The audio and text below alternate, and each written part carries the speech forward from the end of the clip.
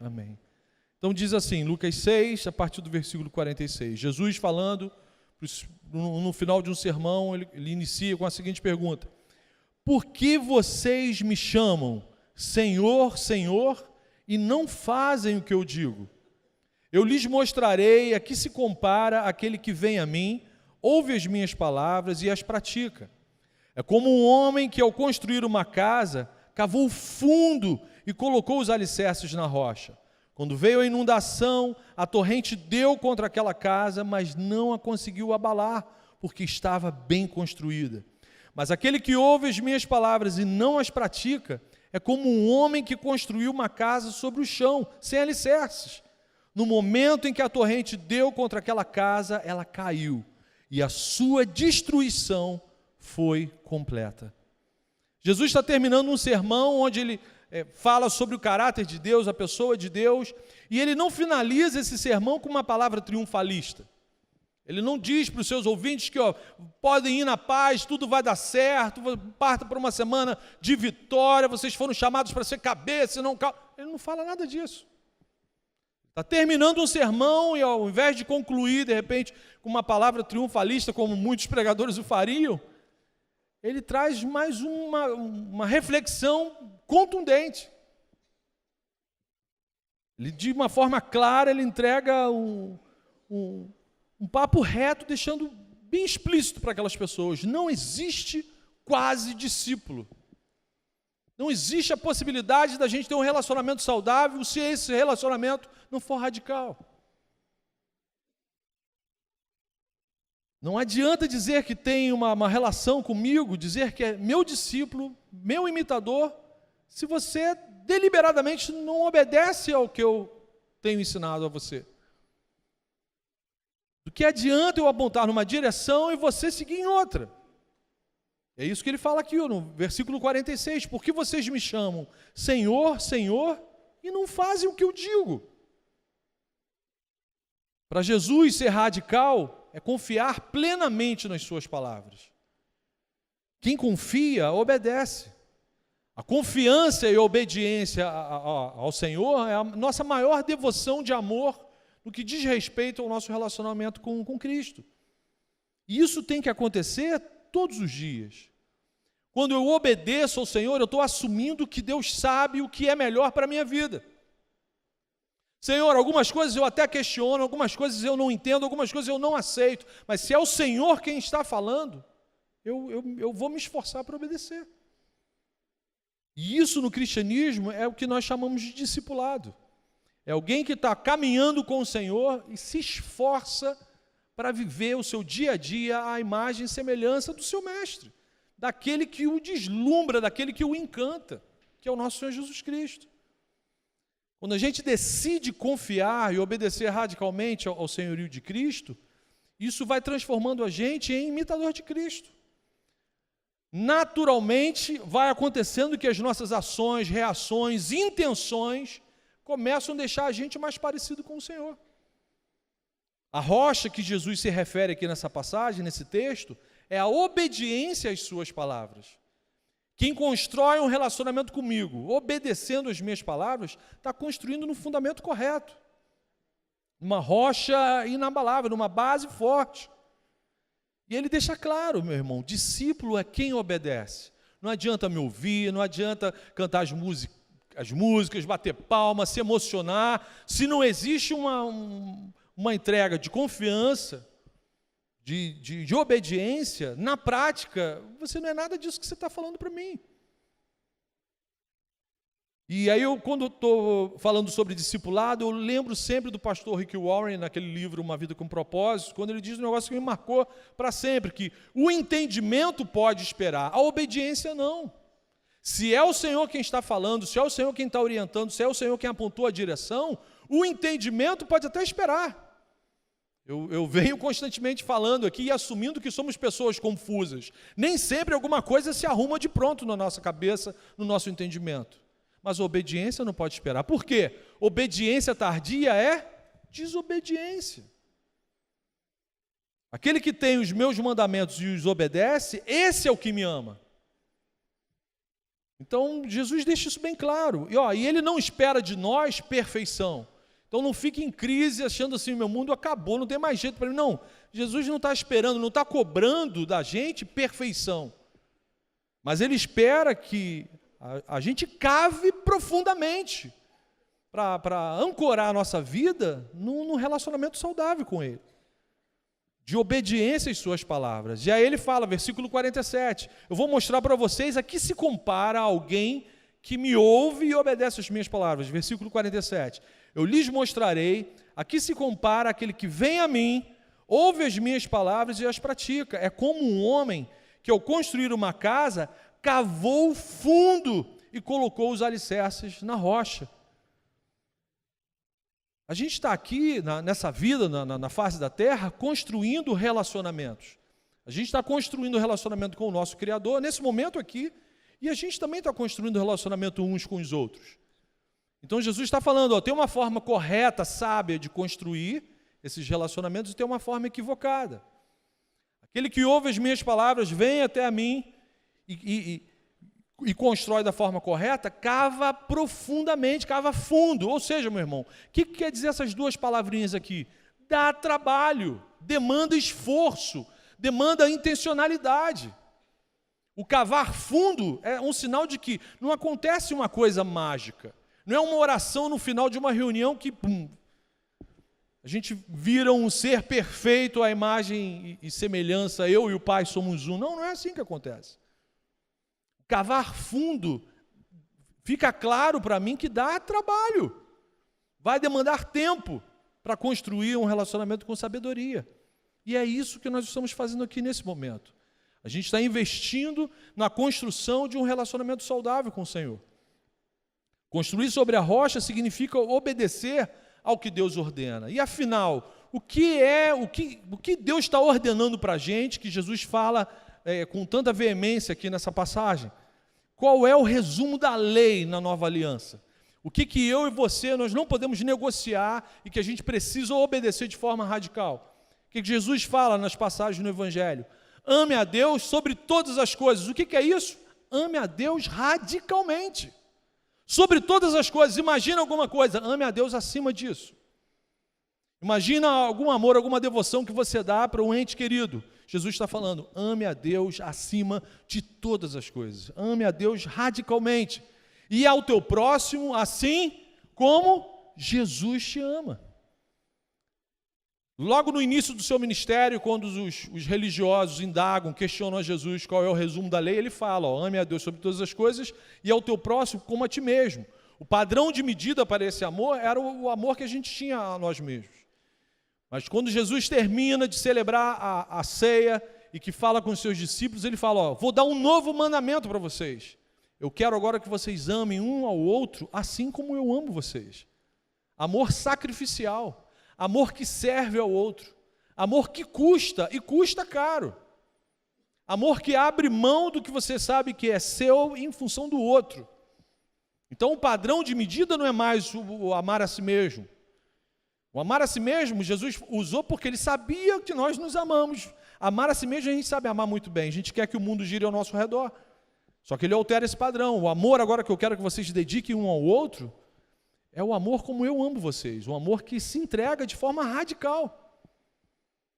Meu irmão, não existe nada mais radical do que se entregar a própria vida por amor aos seus amigos. Isso já seria maravilhoso.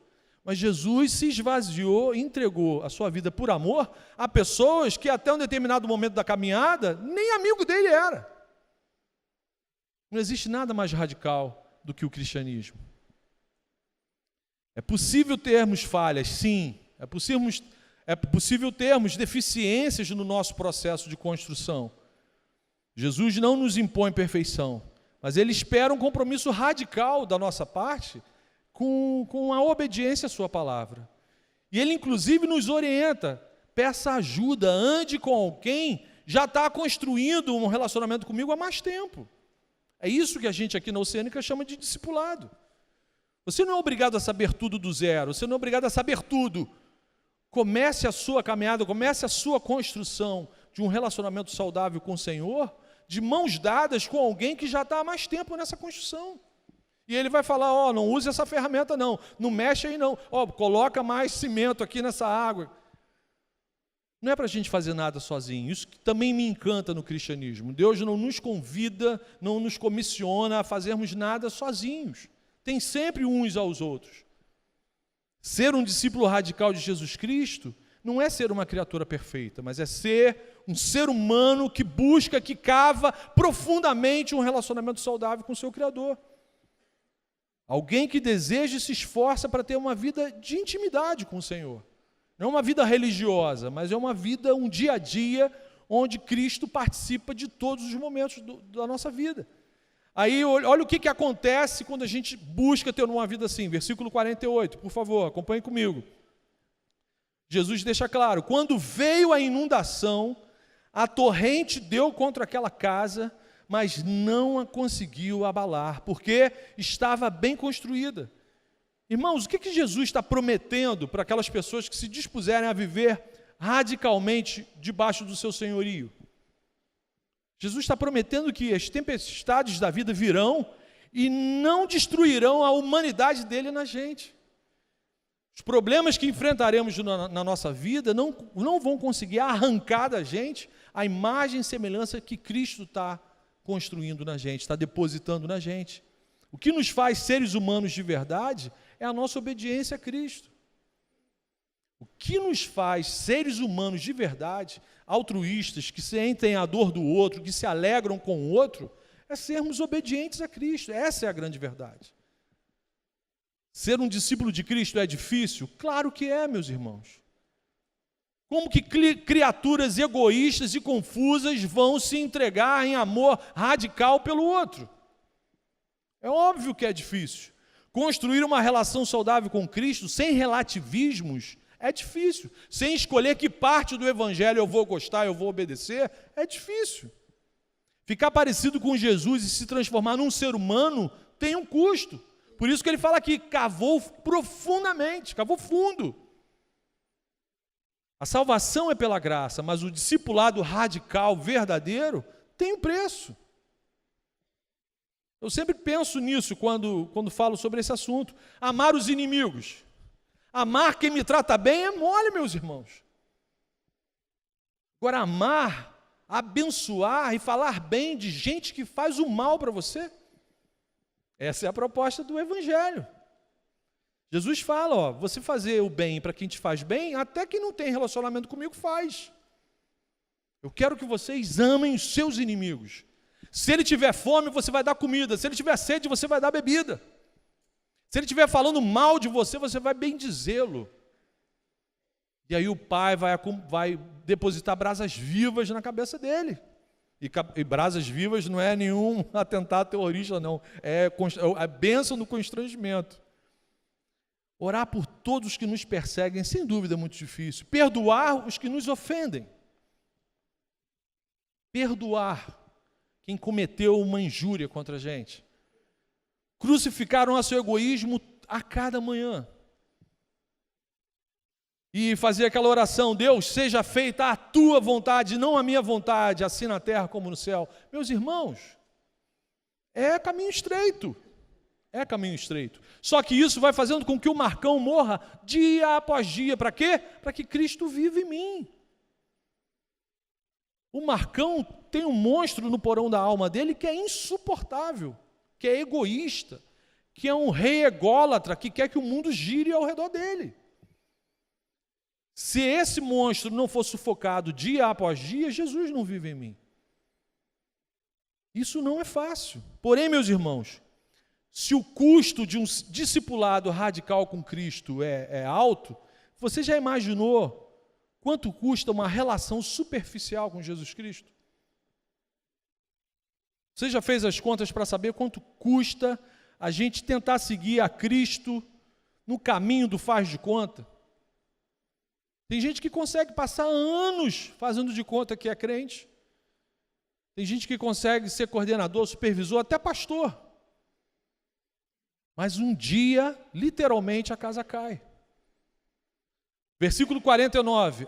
Mas aquele que ouve as minhas palavras e não as pratica, A condição sine qua non é a obediência à prática. Aquele que ouve as minhas palavras e não as pratica é como um homem que construiu uma casa sobre o chão, sem alicerces. No momento em que a torrente deu contra aquela casa, ela caiu e a sua destruição foi completa. Ver um discipulado sem raízes profundas, sem ser radical, um discipulado que não passa pela cruz, pela crucificação do nosso egoísmo, gera um prejuízo incalculável. É isso que Jesus está falando aqui para a gente. Não tem como a gente viver sem considerar o senhorio de Cristo e achar que isso não vai ter um custo incalculavelmente maior do que segui-lo. Você já imaginou isso? Se amar o inimigo é difícil, experimenta odiá-lo. Vou tratá-lo com a mesma moeda, vou entrar nesse litígio, nessa guerra, ele está fazendo isso, eu vou fazer agora com requinte de crueldade. Eu vou dobrar o meu investimento de maldade sobre essa criatura. Vou fazer bullying, vou maldizer. Meu irmão, em pouco tempo a gente vai ser notificado do seu ofício fúnebre. Agora, para quem é filho, se honrar pai e mãe é custoso, você tem dificuldade de honrar o seu pai e a sua mãe, e pense na possibilidade, então, de não fazê-lo, de viver compulsivamente de forma desobediente aos seus pais. Há um governo, eu sou contra. Experimenta desobedecer compulsivamente aos seus pais. Você vai viver um inferno dentro da sua casa. Se viver em obediência a Cristo, renunciando aos nossos desejos equivocados é difícil, pensa em você acatar a todos os seus desejos equivocados. Pensa em você relativizar tudo e abraçar o pecado de forma deliberada. E aí você vai receber, invariavelmente, a conta da tragédia. É isso que Cristo está falando aqui. Quando vier a tempestade, Jesus diz que ela virá. Hoje pela manhã, o dia começou maravilhoso, um domingo lindo. Quando deu umas 2 horas da tarde, entrou um vento que a gente não sabe de onde que veio e mudou tudo, a paisagem ficou terrível. Assim é a vida dos seres humanos. Você sai de casa achando que tudo vai dar certo. E aí você esquece que vive num mundo mau, caído, terrivelmente afetado pelo pecado, onde o normal é que o dia mau aconteça todos os dias na nossa vida. A tempestade a que Jesus se refere aqui não é castigo, não é vingança de um Deus com ataque de pelanca, que não teve seus caprichos atendidos, e aí vou jogar um raio. Não é. Jesus só está deixando claro que vocês vivem num mundo mau, num mundo caído. Cara, o dia mau vai acontecer, a tempestade vai passar por você, invariavelmente.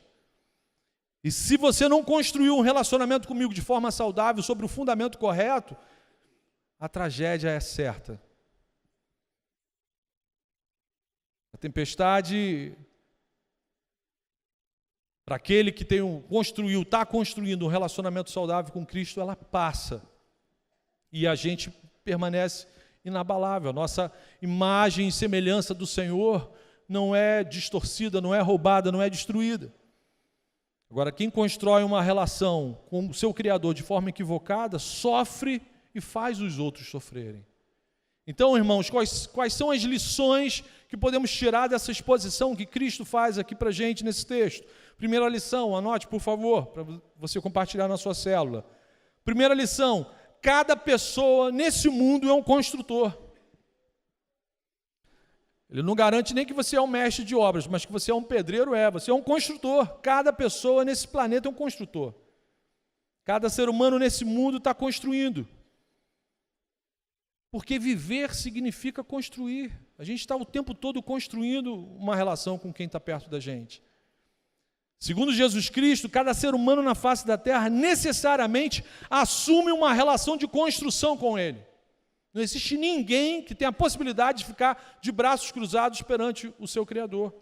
É isso que na teologia eles chamam de todo ser humano é tel-referente. A gente está sempre numa posição de relacionamento com Deus, ou a favor ou ao contrário, mas não tem a possibilidade da gente não ter um relacionamento com Deus.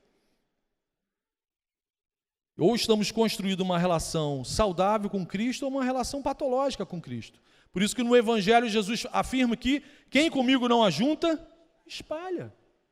Mas não tem ninguém que não faça nada. Aquele ali é a coluna do meio, está ali neutro, não faz nada. Não. Não existe essa possibilidade. Ou a gente está junto ou a gente está separado. Segunda lição. Quando eu olho para esse texto aqui, só existem duas maneiras de edificarmos nossas vidas. Só tem duas formas de nós construirmos os nossos relacionamentos. A forma sábia e a forma imprudente, equivocada. Ou somos construtores sábios, prudentes, ou seremos construtores insensatos, sem juízo.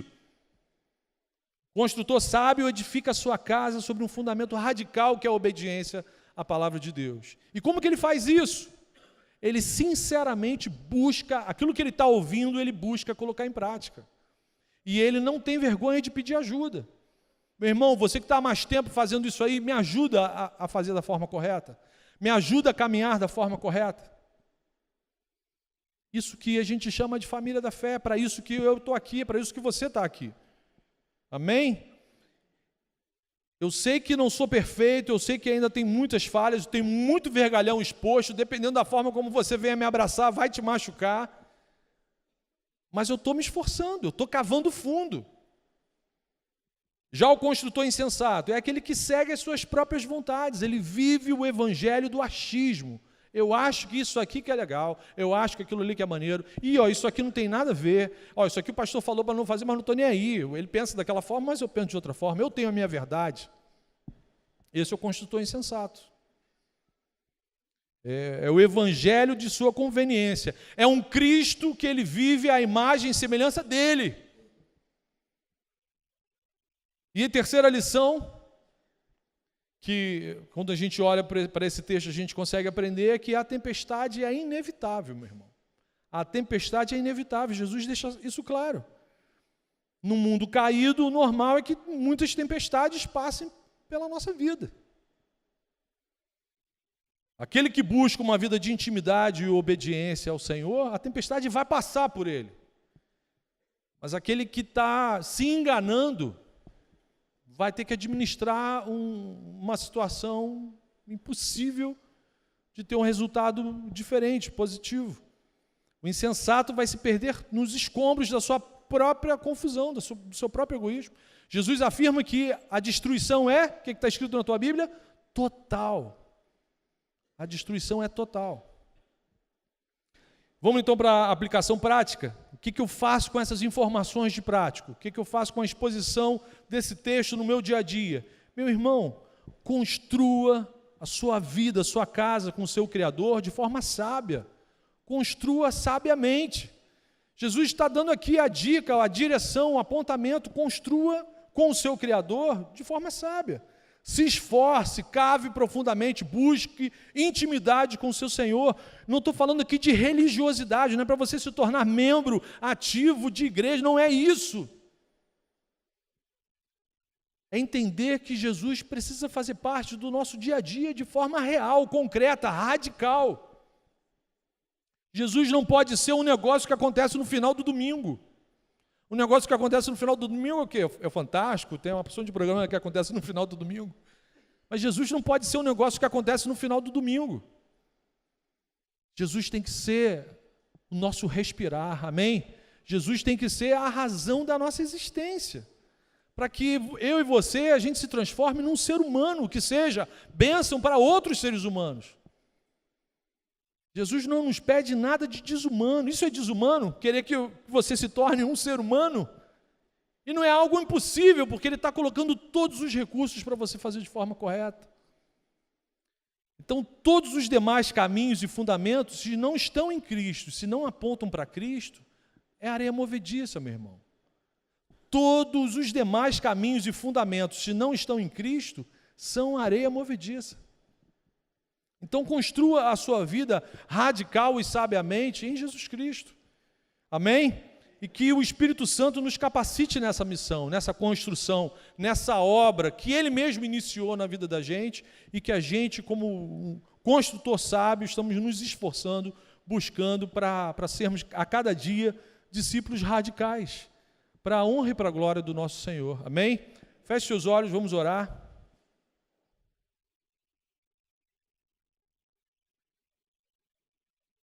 Pai querido, nós te suplicamos, Senhor, que o Senhor perdoe os nossos pecados e que o Senhor nos ajude a assumirmos um compromisso radical de obediência ao Senhor. Que Teu Espírito Santo nos ajude a sermos discípulos de Cristo, Senhor, nesse mundo terrível afetado pelo pecado, Senhor. Coloca, Senhor, irmãos, gente na nossa caminhada que nos ajude a construirmos nossa relação com o Senhor com sabedoria, Pai, por favor. Gente que nos ajude a caminharmos no caminho estreito, a edificarmos nossa vida sobre a rocha da obediência, Pai, por favor. Não permita que o nosso coração enganoso relativize a sua verdade, Pai, por favor. Nos ajude a passarmos pelo dia mal, pelas tempestades dessa vida, sem perdermos a Tua humanidade em nós, Pai, por favor. Que Teu Espírito Santo nos livre de pecarmos contra o Senhor, contra o Teu reino e contra os nossos irmãos. A gente quer viver para a Tua glória, Senhor. Isso que nós pedimos é porque nós te amamos, nós queremos alegrar o Teu coração. E que o Senhor nos abençoe, em nome de Jesus. Amém. Amém.